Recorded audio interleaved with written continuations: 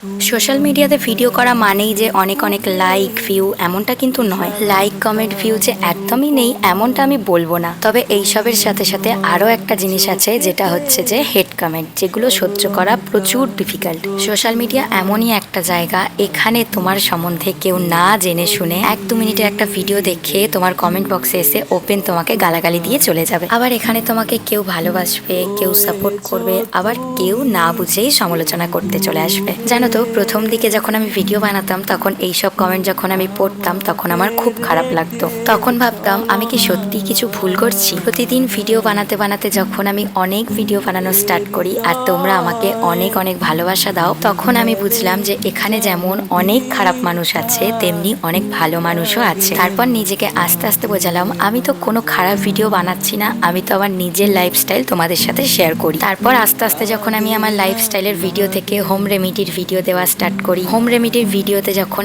এত ভিউ, আর তোমরা আমাকে ইনস্টাগ্রামে সবাই প্রায় ডিএম করতে, আমাকে এসে যখন তোমরা বলতে দিদি তোমার হোম রেমিডিগুলো সত্যি ভীষণ কাজের, তখন আমি মনে মনে একটাই কথা ভাবলাম যে না, আর আমি থেমে থাকবো না। আমি তোমাদের যেমন হেল্প করছি ঠিক যেইভাবে আমি এখন তোমাদের হেল্প করছি পরেও হেল্প করব, আর আমি জানি তোমরা আমাকে প্রচুর প্রচুর ভালোবাসা দেবে। ঠিক সেই কারণেই এখন আর আমার ওইসব হেড কমেন্ট একটুও চোখে লাগে না, আমি পাত্তাই দিই না। কিন্তু আসল সত্যিটা কি জানো তো, তুমি কিছু একটা করার সাহস দেখাচ্ছ বলেই মানুষ তোমাকে নিয়ে কথা বলছে। সবাই তো আর ক্যামেরার সামনে দাঁড়ানোর সাহস পায় না, তাই এইসব কথা বলে। ওই জন্যই এখন সব কমেন্টকে আমি একইভাবে নিই না। যেগুলো খারাপ কমেন্ট সেগুলোকে আমি ডিলিট করে দিই। ডিলিট করে দেওয়ার একটাই কারণ, আমার জীবনে আমি কোনো নেগেটিভ জিনিস পছন্দ করি না আর পরেও করব না। যেই নেগেটিভ জিনিসটা আমাকে সব থেকে বেশি হার্ট করবে সেটা আমি আমার কাছেই রাখতে চাই না, সেটা মানুষ হোক অথবা নেগেটিভ কমেন্ট। আজকে তোমাদের সাথে অনেক কথাই শেয়ার করলাম ভালো মন্দ, তো যাই হোক আজকে সকালবেলাটা থেকে আমার প্রচুর ব্যস্ততার মধ্যে কেটেছে।